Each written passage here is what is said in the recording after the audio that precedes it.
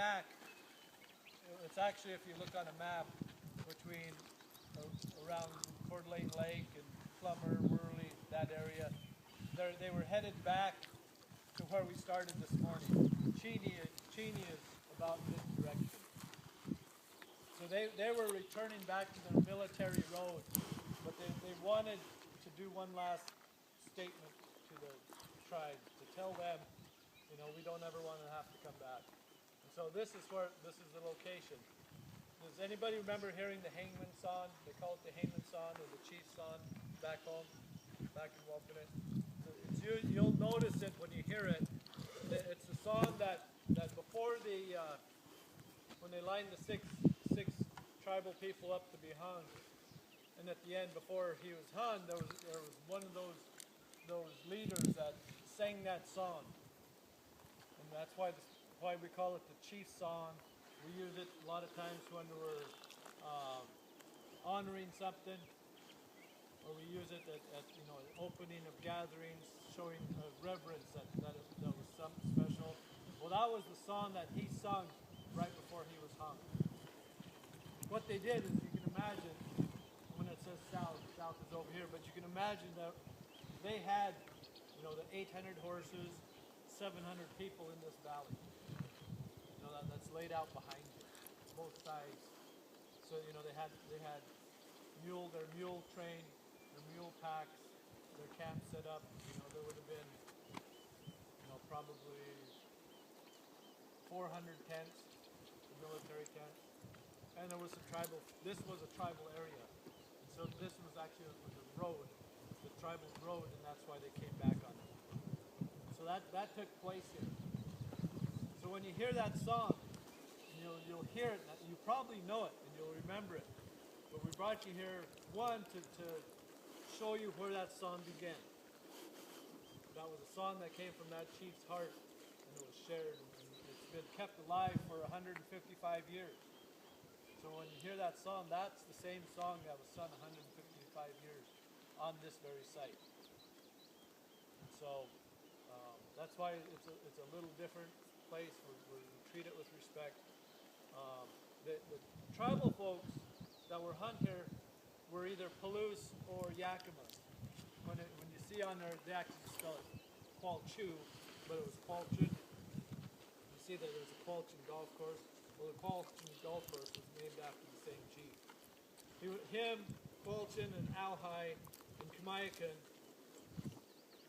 they needed to capture, because they were the war chiefs. They were the ones that could get people excited and convince them to go fight for what they needed to fight for. By this time, for the Spokanes, our war chiefs were like Chief Gary's brother-in-law. A lot of people don't know that.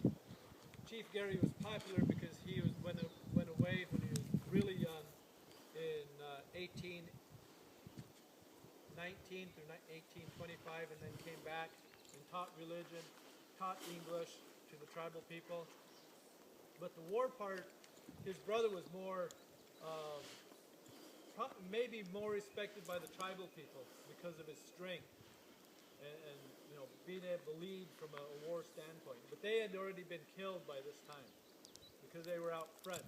And so by the time they got here, Wright wanted to sign. It says, again, repeating, I didn't come here to fight, or I didn't come here to make peace. I come here to fight. There is a document I meant to bring today, and I'll share it with you. I'll make sure you get it.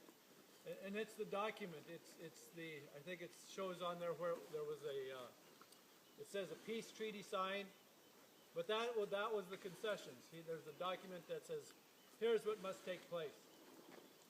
And they took some of those tribal people that they didn't hang with them, and they were going to take them back to Astoria in Portland area down in Oregon to hold them as hostage.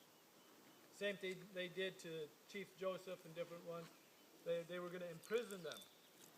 And they told the rest of the tribe, we'll turn them loose in 5 years if you guys stay peaceful. If you don't stay peaceful, they will die. Well, on the way back, none of them were going to be taken prisoner.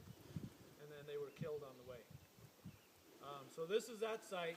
You'll hear, you hear a lot about Hangman Creek, about the Hangman song or the Chief song, and you'll recognize it at any time there's a powwow.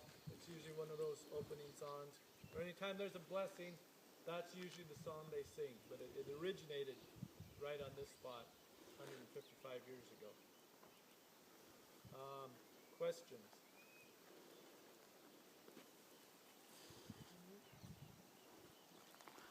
Okay, so what I want you to do at this point is, not right now, but when I ask you to, I want you to turn around and you just look out there and kind of imagine this place also filled with Indians, with tribal folks, the tents, the teepees. You know, they use this area also. This is the prime area for gathering their roots.